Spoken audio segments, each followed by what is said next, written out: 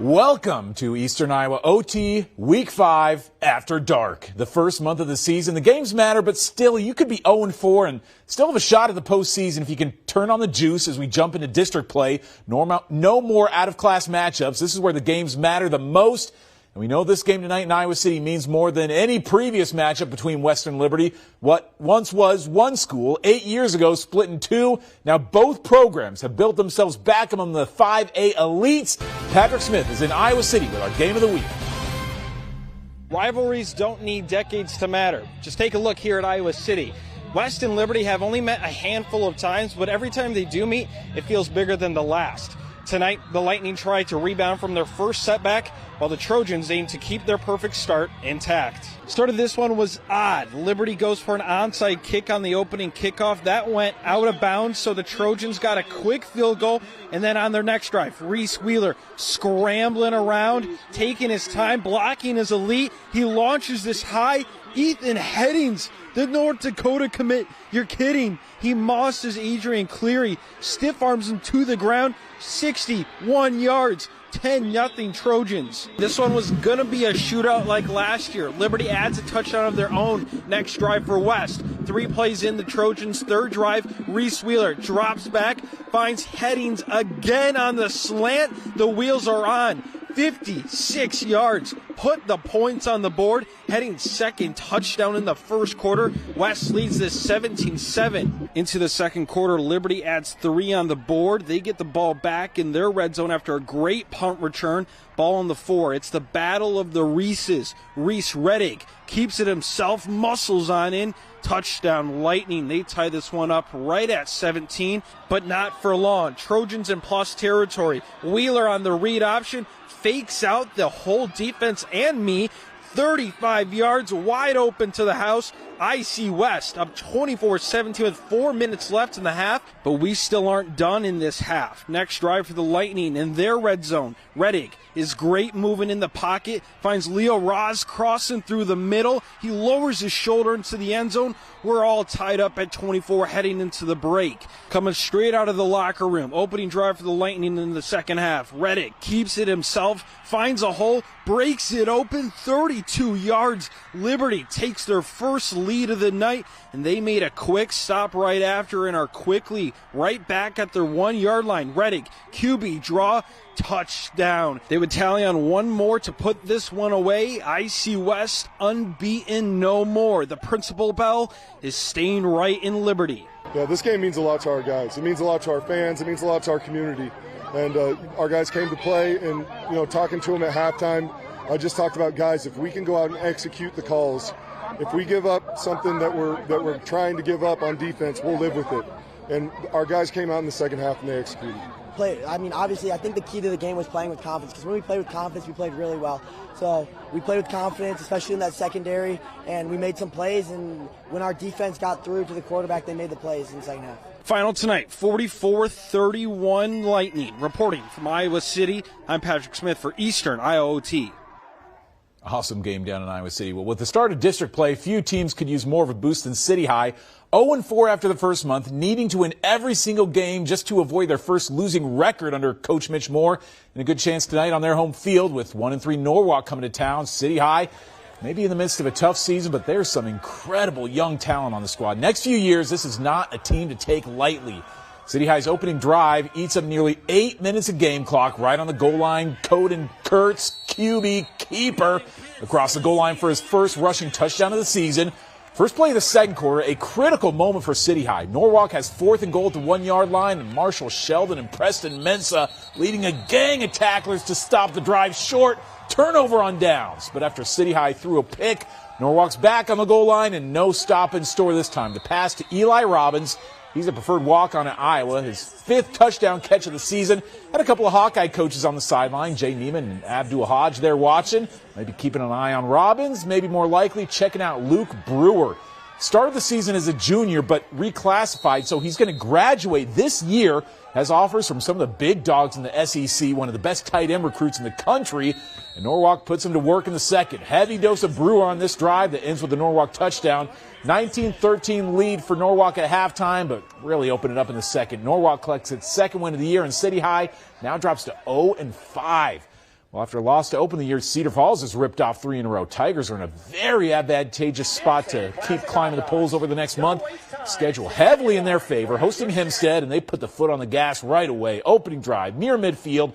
Ian Footman gets the carry, and the Tigers' leading rusher takes it 52 yards to the end zone. The Legion of the Foot on the move early, and boom goes the dynamite. Tigers driving again later in the first quarter. Screen pass to sophomore Carson Gary, who's fighting through Mustang defenders, and he stretches for the end zone for 6 more. He wanted that one bad. His first career touchdown catch. Hempstead showing some fight down to the goal line. Somewhere in there is Jaden Montgomery pushing his way across for the touchdown. The Mustangs are on the board, but the Tigers punch right back from 10 yards out this time. Here's Footman again. 3 touchdowns tonight, and boom goes the dynamite. 28-6 Tigers at the break. Their 4th straight win after losing the season opener to Liberty. They've got a pretty favorable schedule the rest of the way. Tigers could be a top 5 team come the postseason. A couple more 5A scores from the night. Kennedy goes on the road for their 2nd straight win. Big shutout for the Cougs in Marshtown against the fighting Tyler Downies. And how do you like Dubuque Senior? Maybe the first win in school history over Bettendorf. Certainly hasn't happened in the go-bound era. This is a huge moment for the Rams, who are looking maybe like a playoff team after 5 weeks. We're coming up after the break. Xavier is still running through the season like a hot knife through butter. A rare trip across town to Kingston Stadium for a showdown with Wash and Independence, one of the last unbeaten standing in Class 3A. Can the Mustangs wrangle an upset over number 2 Clear Lake? Still a lot to get to when Eastern Iowa OT returns.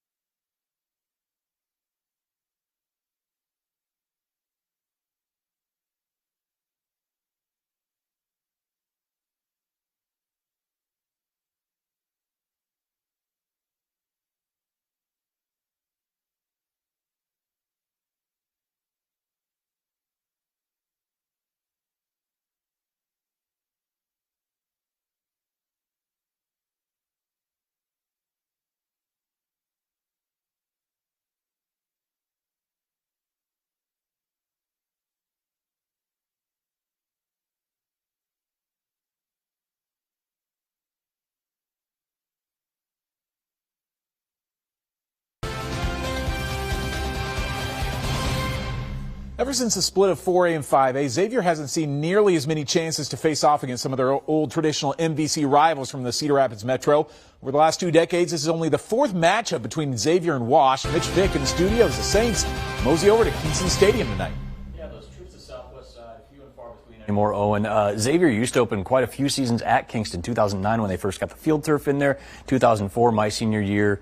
Last time that Xavier finished under 500, but yeah, when you're dominating the way the Saints have since those Mississippi Valley football days, you don't really miss it. Saints trying to roll to 5-0. Wash looking for a win on homecoming.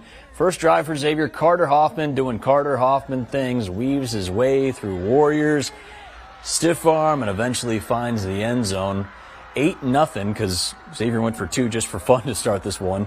Right out of the gate, they take the lead. Wash getting some good drives. It kept stalling. Logan Barton puts one through the uprights there for the field goal to make it an 8-3 game. Later in the second, Xavier responds. Cash Parks, always money up top, and Ryan Kelly is wide open. 53 yards for the score to put the Saints up 15-3. Then just before halftime, the Saints strike again after forcing a 4th down miss by the Warriors. Fullbacks block, fullbacks run.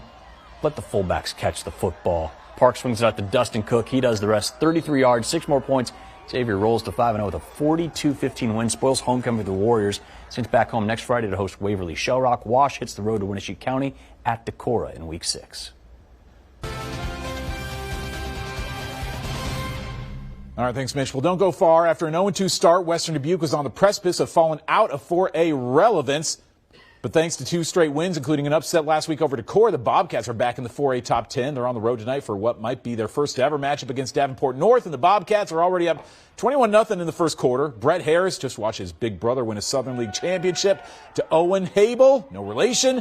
His first touchdown catch puts Western up 28-0, and then the Bobcat defense goes to work. Already have the win secured, but trying to preserve the shutout here. North quarterback Neil Brown, he's going to be stopped just inches short of the goal line, and then on a 4th and goal, the Bobcats do it again. This is a great tackle here by Nolan Urbane. Turnover on downs. Couldn't keep him out of the end zone all night. North does get on the board, but Western Dubuque leaves the Quad Cities with a 3rd straight win. Another couple of 4A scores after their loss to Western Dubuque last week. Decorah bounces back with a 41-point win. Clear Creek Romana kept it close on the road against Grinnell, but they end the night with a 3-point loss. In Class 3A, Independence has entered the polls at number 9. Really impressive start for the Mustangs, averaging over 40 points a night, but their biggest test of the season. Coming at home against number 2 Clear Lake. Lions already up 9-0 off a touchdown and safety. Sam Dodge stuffed up the middle, but bounces outside for the score to make it 16-0. Independence needing to stop. McIntyre on a middle screen. It's tipped at the line, bounces up, and Nicholas Mostek snags it for the big INT. But just 2 plays later, Christopher Meyer taking a shot, and somehow the ball ends up in Isaac Brownlee's hands for the pick. The second-ranked Lions, far too much for Indy, 43-0 the final. A lot of good 3A ball in Eastern Iowa this year. Solon, let's just be real. They're not going to lose a regular season game. Their district not particularly competitive, and they begin district play with a 77-point shutout over Fairfield. 8 different Spartans scoring tonight. In Mount Vernon, another shutout blowout to begin district play, 50-0 over Maquoketa. West Delaware's got a big one against Independence next week. They're now 5-0 after a 30-point win over the fighting Nick Collisons. And Waller bounces back from that loss to West Del with a 39-point win over Center Point Urbana at the Rock Bowl.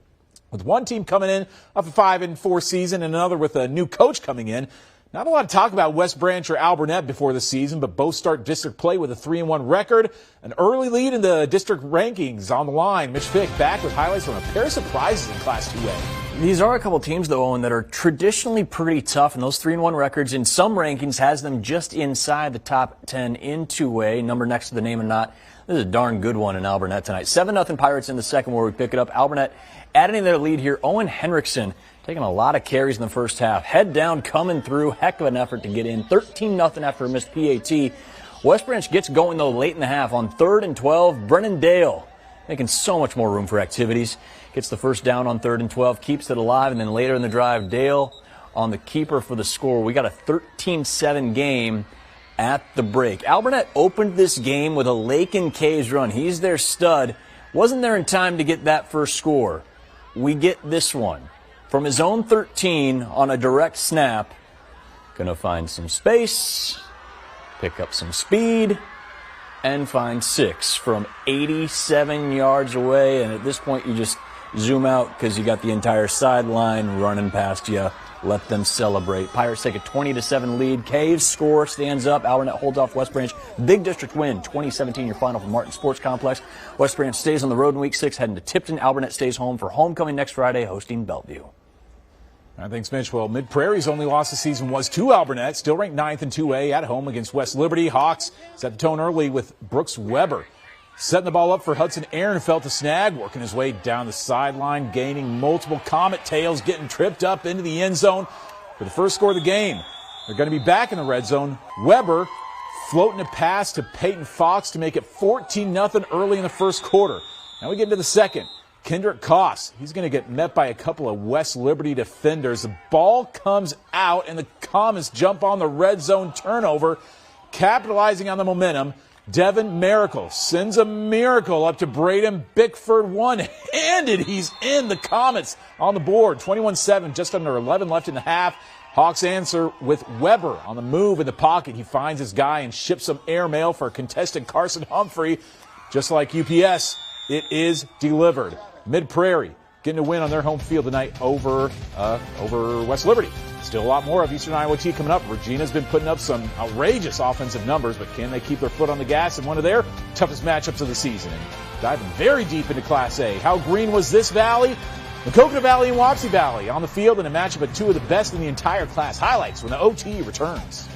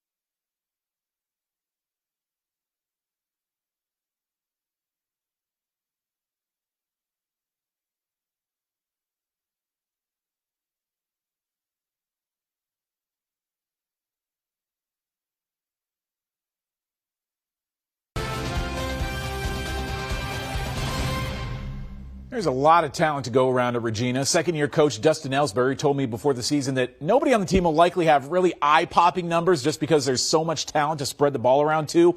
Averaging over 45 points a night over their first 4 games and an early chance to jump on a district win tonight at home against Durant. 6 straight wins for Regina in the series dating back to 2010, and Regina wasting no time putting it to bed.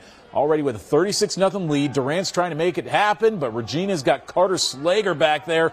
He's making it happen for the Regals. A deep interception has the home team moving the ball.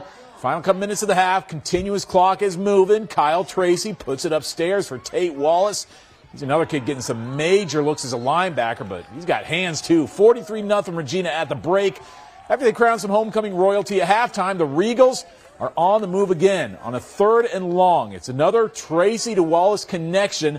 This one on a 63-yard touchdown reception. No problems for the Regals tonight. A 50-6 homecoming win. 3rd straight game eclipsing half 100 points. And they've got 3 regular season games left against teams that have won a combined 3 games this season.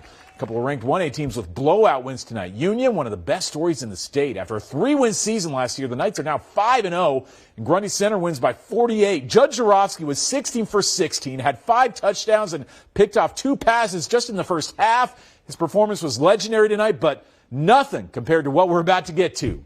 Well, Bo Burns spent the last 2 years as a living cheat code at BGM. Brooklyn Bo scored 115 passing or rushing touchdowns between just his sophomore and junior years. But the Bears had to make the move from 8-player to 11-man ball this year, and the numbers have not slowed down yet. Through 4 games, he scored more touchdowns than any other 11-man player, already nearly run for 1,000 yards and trying to get the Bears back to the playoffs for an 8th straight season. This Burns kid is a living legend on I-80. First quarter, buy the hype. Opening drive for the Bears, it's Burns. 75 yards for 6. BGM out to an early lead on the back of Burns.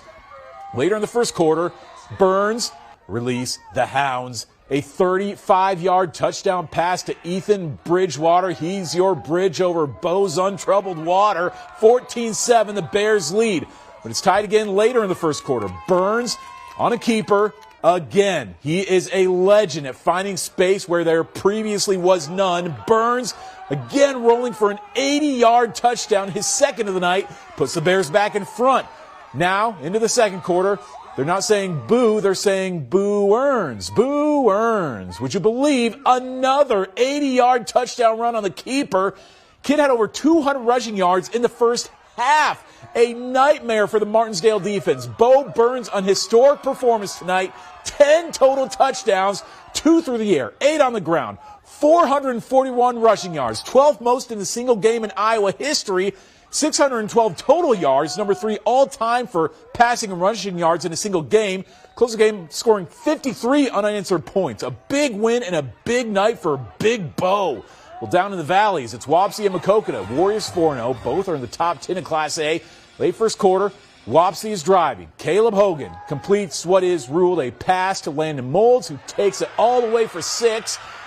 Unlikely to stand up under review, but our rules analyst, Mike Pereira, has no say in this one. 4 minutes left in the first half. Wildcats are driving now, and Trevor Grimm, he's going to spot McCoy Stone out on the sideline. He speeds past 2 defenders and gets to the glory land, ties this game at 6.